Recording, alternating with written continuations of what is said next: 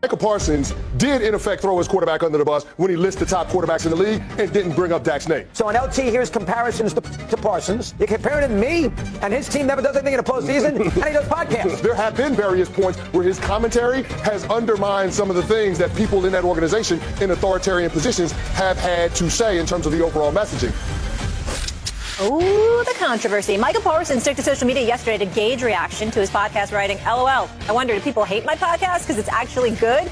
Or do people hate it because it's bad? Because hella people in the NBA and NFL have a podcast and nobody has a problem. Wilbon, do you have a problem with Micah's comments? Molly, I'm going to be the exception. Occasionally, I text our dear friend Stephen A., especially when it comes to Cowboy topics. And I tell him what is literally on my mind, which is nothing could be more irrelevant. What is today, February 21st or something like that? By the way, Stephen, it was yesterday Chuck's birthday. I think it might have been. Yes, it was. It was Charles Barkley's okay. 63 I didn't years text. old. Oh, happy birthday, Chuck. So Chuck's getting up there. So here we are in the middle of February, and nobody could be more relevant. When does Micah Parsons ever make noise on a field? I've never heard his podcast. I'm not going to ever hear his podcast. Nothing he says can undermine anything. I'll disagree with Chris Canty briefly just there. Undermine what? Why would anybody with an ounce of sense pay any attention to Micah Parsons? Whatever happened to the phrase, consider the source? Why would you pay if you don't have anything better to do with your life than to hang on the words of Micah Parsons, you need to reorder some priorities. Stephen A., with that, I will cede the rest of the Micah Parsons time to you because I know it matters to you. I know you care about it. If Micah Parsons was doing his podcast in my office about 20 feet away, I wouldn't peek my head in to hear a single thing he has to say. Let me ask you this question before I respond. Have you ever met Micah Parsons? Yeah. I mean, have you ever? I want to see him play. I know. Yeah, have you ever talked to him? Okay. Yeah. I'm here to tell you something. He's a really good guy. Okay, and, I believe you. And he's a really good guy. He really is. That's number one. Number two, okay, when he says what he says, I think some of the things he says about his guy, I don't give a damn what he says about the Cowboys. I don't have time. I'm too busy working to listen to his podcast a lot. But I got love. Amen. I got love for him because it's rare. First of all, Lawrence Taylor ain't responding about just anybody. There's a reason he said something about Micah Parsons because he knows this brother can ball. He's a 4-time Pro Bowler in all 4 years that he's been in Big D. He's 1-3 in playoff games. He's not the only reason they've lost or what have you. I would tell you that although some things he may say, I find myself scratching my head about in the same breath. I also think he's got about 4.5 million subscribers. People do listen to what he has to say, and he's a sensible dude. I would encourage you to get to know him, Wilbon, because I'm telling you right now, you're busy just like I am. We don't have time to listen to him, but there's a core decency about him and an honesty about him that he deserves credit for. And when you look at Jerry Jones is the type of dude like Jerry Jones talks a lot, so he don't mind Micah Parsons talking a lot. And in Micah Parsons' case, they're getting on him because he was naming the top 5 quarterback and didn't name one of his teammate Dak Prescott as one of the top 5. You know why he didn't do that? Because he ain't a top 5 quarterback. That's why. And so he's being honest about that. There are things that would get on your nerves about him, Wilbon, because you old school, and I get that. But you would appreciate the fact that A, he can ball, B, he's honest, and C, at his core, he is a really, really, really decent dude. He really is. If I had the chance and I could listen to Lawrence Taylor or Micah Parsons, which one you think I'm going? Lawrence Taylor. Okay. All right. Well, then I have 2 things to say. 1, we need you on the show more, but I know you hate mornings. And 2, so I shouldn't start a podcast. That's all I got to say. Molly, I'm listening to you. I'm listening you're not. to your You're podcast. A liar. You're not listening. I'm just no Dallas Cowboys. The Dallas Cowboys free zone. Wilbon will hop on my podcast in a heartbeat. I got one. Hop on mine. All right. That's true. You two, yes. Anybody associated with Dallas Cowboys or Aaron Rodgers, another one. Don't need to hear it. Goodness. Don't need to hear from either one. I want to see them play. Otherwise, night, as Steph Curry would say. I love this. You say what you feel. So refreshing. Don't go anywhere. Much more First Take after this break. It's a beautiful, beautiful day at my undisclosed location. Nope. You just rubbed it in everyone's face that you're in an undisclosed location. Hello, Laura Croft. You could have rode your motorcycle. Okay.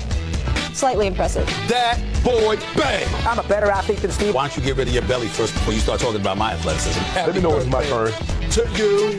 It's a terrible look. He's got something to prove. He leaves Brooklyn. That's a disaster. Mid-trip dub. Stephen, I thought it was the real person. You ever had a hole-in-one? Yes, I have. Lies. If it looks like a duck and it quacks like a duck, then damn it, it's a duck. Chris, I love you. I wish we did TV more together. You're out of your damn mind. I see you at those Knicks games courtside. We got to get your butt to one of these hockey events. Let's do that. Provide the answers. Would you or wouldn't you? And why don't we start with the quarterback position, NFL draft. Would you or wouldn't you draft Cam Ward over Shedeur Sanders? I would. I think he's a better athlete. I think he's a better, he takes care of the ball better. But most importantly, I love his football journey. You know, from the fact that this is a guy that, you know, throughout his whole football journey, the guy went to JUCO, worked his way to Washington State, where he was prolific at Washington State, then worked his way to the University of Miami, where he did, you know, really was a big-time player at the University of Miami. So I love his football journey, I love his football acumen, and I would take him over Shedeur Sanders. His football confidence, too, is certainly not lacking, as we welcomed him in during the Heisman Trophy presentation. Oh, yeah. He was like, yeah, if they don't give it to me, they're making a mistake. Would you or wouldn't you play Travis Hunter exclusively on defense? No, I wouldn't. I mean, he's too good of a talent to just, you know, exclusively play one side of the ball. I'm sure coming into the league, that's gonna be the primary focus. But this is a guy, absolutely, you got to utilize that talent that he displayed at the University of Colorado. I'm sure he's not going to be playing the number of snaps that he played in college, but I could definitely see packages for a guy like Travis Hunter. Again, he's just too good of a player on both sides of the ball to be relegated just on defense. Okay, would you or wouldn't you try to trade for Matthew Stafford if you were in the Giants front office? Absolutely, I would. You know, like, there's no rookie in this class that's going to do anything at the quarterback position for the New York Football Giants. They could be, if they draft a rookie quarterback, they could be in a situation much like we've seen from the Chicago Bears over the years, where, you know, you draft a rookie, then the regime gets fired, and then they bring in another one. No one wants that. I think they need a veteran guy that can come in and. Aaron Rodgers to the Cowboys? Yeah, I know, it sounds crazy. But believe it or not, this rumor is catching fire. Ever since his departure from the Jets became a real possibility, Dallas has been thrown into the mix as a potential landing spot for the 4-time MVP. And let's be real, when a name like Rodgers gets linked to the Cowboys, you have to pay attention. So where did this speculation even come from? Well, a mix of insider buzz and some eyebrow-raising comments have fueled the fire. Combine that with Jerry Jones's history of bold moves, and suddenly this idea doesn't seem so far-fetched. Could we really see Rodgers in a Cowboys uniform next season? What do you think? Would Aaron Rodgers be a good fit for the Cowboys? Drop your thoughts in the comments. I want to know where you stand on this. Now, let's get to the real question. If Aaron Rodgers comes to Dallas, what happens to Dak Prescott? Love him or hate him, Dak has been the guy for years. He puts up solid numbers, leads the team, and gives it everything he's got. But let's not ignore the elephant in the room. Another season, another playoff disappointment. How much patience does Jerry Jones really have left? Rodgers would bring instant credibility and playoff experience that Dak just hasn't been able to deliver when it matters most. But is swapping Dak for an aging Rodgers really the answer? Some fans would argue Prescott still deserves another shot, while others are ready for a change. So let's settle this. If you had to make the decision right now, who would you choose?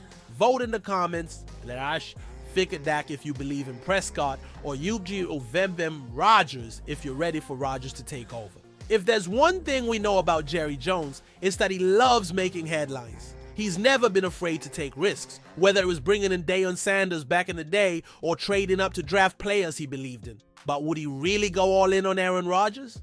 Let's be real. Rodgers wouldn't come cheap. Even after leaving the Jets, his contract and demands wouldn't be small. And let's not forget Jerry has already committed a lot of money to Dak. Would he be willing to cut ties and invest in a 40-year-old quarterback instead?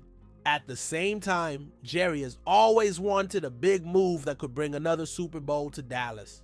Rodgers in a Cowboys jersey would be exactly that. So, should Jerry take the gamble? Comment yes if you think he should go all in for Rodgers, or no if you think it's too risky. Alright, so let's get into the nitty-gritty. The idea of Aaron Rodgers joining the Cowboys might sound exciting, but is it actually the right move? There are definitely some huge pros to this potential deal.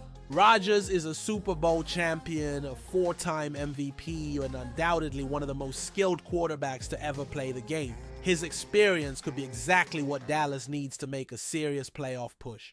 But, and it's a big but, there are also risks involved. First off, his age is a concern. At 40, Rodgers' body has seen its share of injuries, and no one can deny that he's not getting any younger. Plus, the adjustment to a new system, a new city, and new teammates could take some time. And let's not forget the cost. Rodgers would demand a hefty salary, and it could put a strain on the rest of the roster. So, is it worth it? Comment below.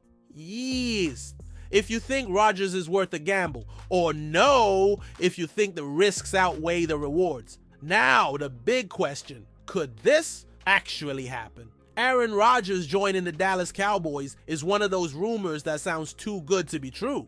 But it's not entirely out of the question. Looking at the situation, it's clear that Jerry Jones is no stranger to taking risks. But is this one worth it? The Cowboys have the financial means, but do they have the will to make it happen?